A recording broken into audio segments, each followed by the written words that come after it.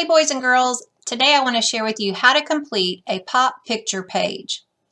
For this particular example, this is a subtraction activity, and you will see that the page is set up similar to one that you might receive in class. This one is just an example, but all of the pop picture pages follow the same format.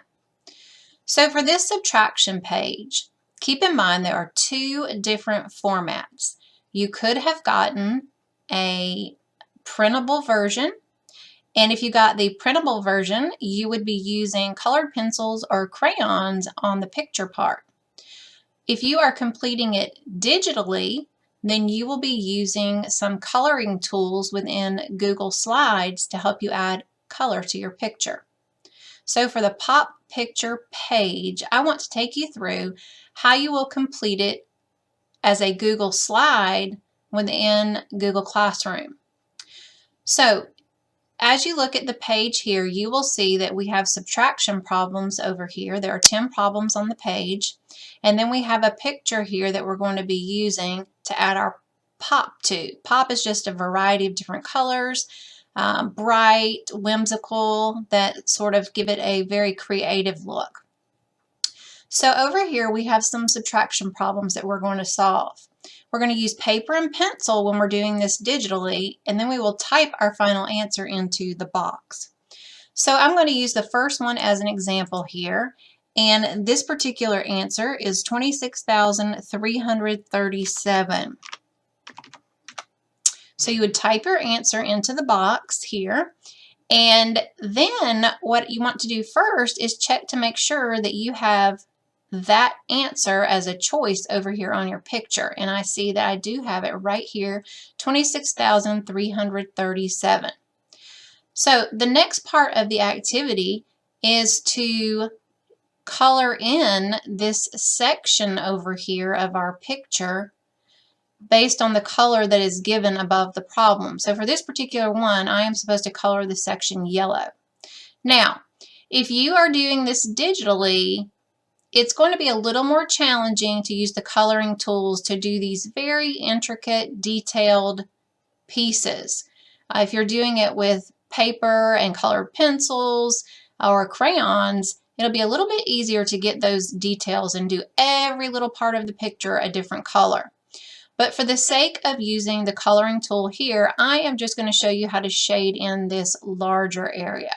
And that's probably what I would recommend that you do if you're doing it digitally, unless you're up for the challenge and you want to try to do some of the more finer details. So in order to add color digitally, the first thing that we're going to do, I would recommend, is to increase the size. We're going to come up here to zoom and make our picture at 100%. That way we can see the details a little better. Okay, now in order to add color, I need to trace around this part. So I am going to come up here to the Select Line tool, and I am going to choose Polyline. Now notice you get this cross that sort of pops up, and what you're going to do is you're going to come up to and find a corner, and you're going to click your mouse one time, and that's going to kind of start an imaginary line. And every time we click our mouse, it's going to sort of leave an imaginary point that allows us to keep dragging to trace the curves of this shape. So if it's really curved, I'm going to need to click more times than if I had a straight line. So watch me and you'll probably get the hang of it. And it could take you a couple of times if this is your first go at it. So I am going to click here, and you're going to see a line start to be dragged across the shape. Now notice when it starts to curve, I'm going to click my mouse so that I can follow the curve. So I'm going to click here. I'm going to click, click, click, and then I'm going to start coming down, click,